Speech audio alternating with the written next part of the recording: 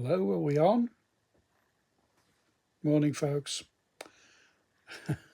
Today I'm coming to you from my sick bed, but I thought I'd better give you a health update, as lots of you have been asking. Thank you so much for all your kind messages. It's very heartening. Which brings us to the heart of the matter, my heart. Okay, so if you watched the video the other week with the health update, I'm not well.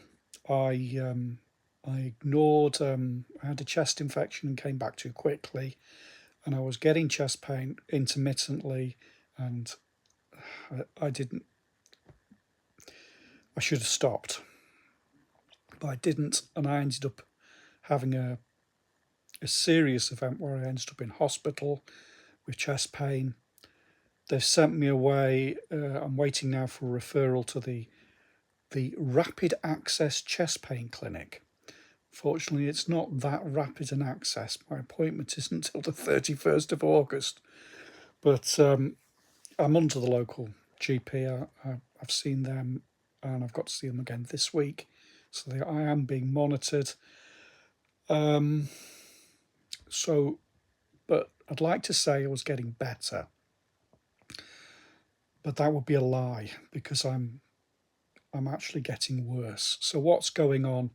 Well, the turning point came when they realised I was in so much pain that I had some naproxen, which the doctor had given me for gout, and I was in so much pain that I couldn't sleep, that I took some, and it lessened the symptoms, didn't make it go away, but it made it feel quite a bit better.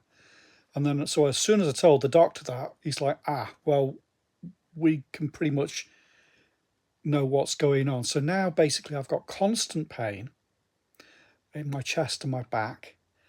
And if I do anything, even just stand up for 5 minutes, if I can, I'm walking around the house like a 90-year-old. And now I'm learning that even that's too much, that I just need to stay in bed. That if I exert myself at all, then I get a lot of pain. And I'm just not, I don't think I'm going to get better. So I just have to stay in bed and do nothing, keep my heart rate as low as possible. Yeah, so what's going on? The fact that it responds to naproxen suggests that it's not angina. What it is I've got some sort of infection of the heart. So now I'm not a doctor, so I may get this all completely wrong. But from what I understand, the you can get a bacterial or a viral infection. I suspect it came from that chest infection that I ignored, and has spread to my heart. So you get an infection of the sac the heart sits in, called pericarditis, or you can get an infection of the heart muscle, which they call myocarditis, or you can get an infection of the heart valves. I think they call that endocarditis. I think generally they tend to just call it myocarditis as a sort of umbrella term. And it looks like that's what I've got. So the heart's swollen, and when I take the naproxen, it's an anti-inflammatory, and it's reducing the swelling a bit and reducing the pain a bit. But this is really, really very serious. You can die from this. You can just have a heart attack. Or, there was a funeral the other day of a local chap, and I don't know his medical details, but from what the news report was saying, it sounded like that's what he had, which was a very timely reminder for me. It's very difficult sitting still because you don't want to. You want to move around. Try it. Sounds great until you have to do it, and it's really very difficult to do. It's just sitting still. But I've got to do that. So the treatment basically is complete rest, anti-inflammatories. That perhaps when I go see the cardiologist, there are other drugs they can give you, perhaps, though I don't know. My blood pressure is really high as well. Whether that's related, probably. Again, the doctor's keeping an eye on that. So the doctor thinks it's myocarditis. So basically, the danger is that if I have any exertion on my heart at all, that I'll get scarring tissue on the heart, which is permanent. And also, if it has gone onto the valves on the heart, any exertion can damage the valves, causing an arrhythmia. And as I say, you could just have a heart attack and just die. So I'm just resting. So what does this mean for the channel? I'm not dead yet. I'm not giving up. I've put in so much work, 3 years worth of work to get to this point with the channel. As you probably realise, I put out a video every week, and I've been trying to build up a viewership so that, because I love doing it, frankly, and it would. And whilst I am now monetarised, it doesn't make very much money, but you can see, if I ended up with 10 or 20,000 subscribers, it would make me a little bit of money so that I could spend more time doing it. And that is still the dream. And of course, I've got the wonderful Patreon subscribers who are, paying for early access to content. I couldn't do it without them, that's for sure. Thank you, guys.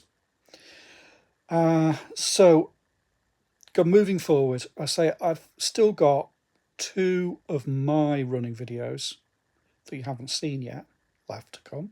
Is that right? Grange over Sands, that's an absolute corker. And then the last one at Uckington, which was the day before, which basically triggered the attack. Anyway, so what I'm going to do is have a running video one week, a talking video the next. Sorry, you'll just have to put up with my opinions for a little bit. I try to avoid normally talking about stuff that could be controversial, because I'd be amazed if you all had the same views as me, and it can upset people. So I didn't want to do that. But I can't. The only thing I can do at the moment is sit down and do very little at all. So I have to do talking videos. I have a friend who's a runner. Actually, I suspect he's a running Terminator sent back from the future, from the year 2067, sent back to crush running challenges. He's a much faster runner, much better runner than me. We run together sometimes, but basically his recovery pace is my tempo pace. I say running's for everyone. It's a broad spectrum thing. Doesn't matter what pace you run at, we're all runners. But he's offered to help me out and film some runs with me. So over the summer we'll perhaps I will go to the start point with him, drop him off. We'll be able to do some A to B type stuff. So we'll go out and film some, and I'll drop him off and we'll shoot a piece to camera, then he'll film it, and then I'll meet him at the end. And this running Terminator, his liquid metal body has only one fatal flaw, in that it needs to be regularly lubricated with Shipyard's pale ale. So I shall probably finish each video by taking him to Wetherspoons and providing some lubrication for him. We always sit at table 0. It's probably because he's a machine and he can probably only sit at table 0 or table 1. I'm only kidding, Jason, but thank you so much for helping out. Right, so the videos will continue. I'll keep putting out weekly content. Apologies if it's a little bit disjointed for a while, but we'll carry on exploring beautiful places together. How long is it going to be before I'm well again? It could well be 6 months before the doctor signs me off. I don't know yet. I'll know more when I've seen the cardiologist, and we'll do an update in September when I know more what's going on. But yeah, it's quite possible that the next time you see me running, will be dressed as Santa on Christmas Eve. I don't know.